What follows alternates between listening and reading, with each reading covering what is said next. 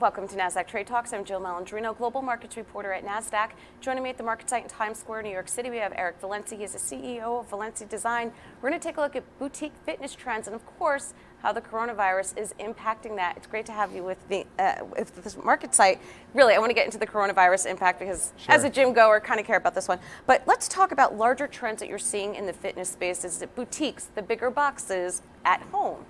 Sure. I think that most of the trends are really defined by the idea of well-being, which is both physical and mental. So physical, people want to stay healthy. They don't want to get injured. They want to do injury avoidance, the recovery, rejuvenation, and then the mental aspect, which is how much sleep are you getting? How's your relationship with food and diet? Are you meditating? So I think all those concepts and coming together as a cohesive package is really what's impacting fitness. So it sounds like a lot of other industries, lifestyle. It's all about the brand. It's all about the lifestyle. Absolutely, because consumers are super educated right now. They can do research, and they know that if they're not sleeping well and their diet's not good, whatever they're doing in the gym isn't going to help them. So what are you seeing in terms of trends? Are more people going to boutiques? Are they looking for a specific kind of exercise, or the bigger box type gyms that have all different types of disciplines, or companies like Peloton taking off at home, which during the coronavirus outbreak, I would imagine it's got to be good for companies like that? Well, I think that we're coming off a boom in boutique fitness, which was great because it got a lot of people exercising that were never really active. And I think what we're seeing now is people having an interest in multiple disciplines. Yeah. So I think cycling was one of the first parts that really took off, and now boxing and rowing. But I think what I always say is they got in good enough shape to want to be in shape and get in shape. So they're doing multiple disciplines, they're doing yoga. And so I think the concepts which are really doing well are offering variety. That's why ClassPass has really resonated, because people want to go to more than one thing. Yeah, that's like my gym offers every single type of discipline. It's going to get bored. Sure. That's really what it is too. What about your outlook, next trends, revenue growth for the industry?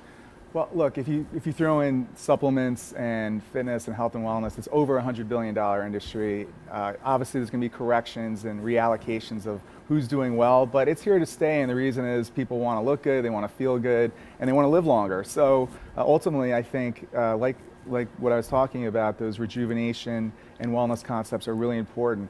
Myofascial release, IV therapy, cryotherapy, people really want to feel good, and those types of trends are definitely... Myofascial release, what is that? Yeah, so basically it's basically a type of massage which helps the connective tissues, and so if you have an injury, it helps you recover, and it also helps you have some flexibility to avoid it. All right, what about technology in fitness? I mean, technology is super important. I think what's so great is that it's really been an agent of empowering consumers. You can go on YouTube, you can learn proper form, you can stream at home classes. If you're going outside, you can do some research on Google Maps of what the running and biking trails are. If you're a skier, you can see the snow conditions.